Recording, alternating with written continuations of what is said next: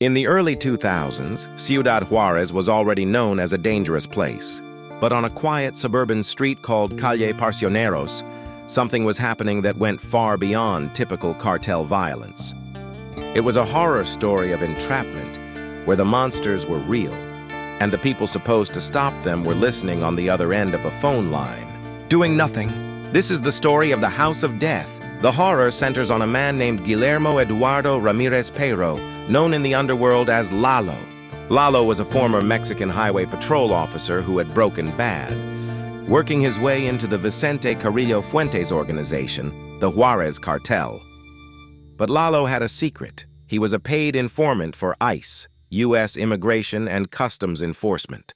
His job was to get close to a cartel lieutenant named Heriberto Santillan Tabares. The U.S. government wanted Santillan badly. They wanted him so much that they were willing to let Lalo participate in the cartel's darkest activities to keep his cover. In August 2003, the nightmare began. Santillan told Lalo to prepare the house on Parsionero Street for a meeting. In the cartel world, this didn't mean food. It meant someone was going to be slaughtered. Lalo panicked, called his ICE handlers in the U.S. He told them a murder was about to happen. He asked what to do. The agents, prioritizing the investigation over the life of the victim, told him to go through with it. They needed him to maintain his cover. They gave him a recording device. Lalo went to the store. He didn't buy charcoal or meat. He bought quicklime to dissolve flesh, duct tape, and plastic bags. The first victim was a Mexican lawyer named Fernando Reyes. He walked into the house thinking he was there for a business meeting. Instead, he was jumped. What makes this story truly terrifying is not just the violence, but the surveillance. As the lawyer was being suffocated with a plastic bag and beaten, Lalo was wearing a wire. The audio of the man's dying pleas was recorded. U.S. federal agents listened to the tape. They knew where the body was buried, in the backyard of the house on Parsioneros Street. But they didn't arrest Santillan. They didn't raid the house. They told Lalo to keep working. Over the next 6 months, the carne asada order came again and again. The house became a factory of death. Victims were lured in, tortured, and killed. Lalo was present for many of them, sometimes guarding the door, sometimes helping hold them down, all while frantically updating his handlers. The scary part wasn't just the killers, it was the silence. The neighbors in the quiet subdivision heard loud music blasting from the house at odd hours.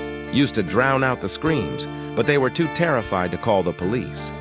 The local police were often the ones delivering the victims to the house. The backyard began to fill up. Lalo described the smell of the quicklime and the earth, a scent that began to permeate the property. He was trapped in a living hell. If he stopped, the cartel would kill him. If he continued, he was a serial killer sanctioned by the U.S. government. The butchery only stopped by accident. In January 2004, a cartel made a mistake. They targeted a rival who happened to be under surveillance by the DEA, Drug Enforcement Administration. The DEA agents, who had no idea their ICE colleagues were running an informant in that same circle, realized something was wrong. When the agencies finally coordinated, the truth exploded. The DEA realized that ICE had allowed a death house to operate for months just to build a case. Mexican federal police raided the property on Calle Parsioneros. They began to dig in the garden. They found 12 bodies buried in the backyard. They were covered in lime to speed up decomposition. Some were identified only by the clothes they were wearing when they vanished. The House of Death case remains one of the most disturbing chapters in the drug war because it blurred the line between law enforcement and criminal accomplice. Heriberto Santillan was eventually arrested, but the U.S. had to cut a plea deal with him because a trial would have revealed the embarrassing details of how many murders the government allowed to happen. Lalo, the man who watched people die while on the payroll, was swept into the U.S. witness protection system, though he lived in constant fear of deportation and assassination. The house on Parsioneros Street stood empty for years, a suburban tomb where the government watched monsters eat people and simply took notes.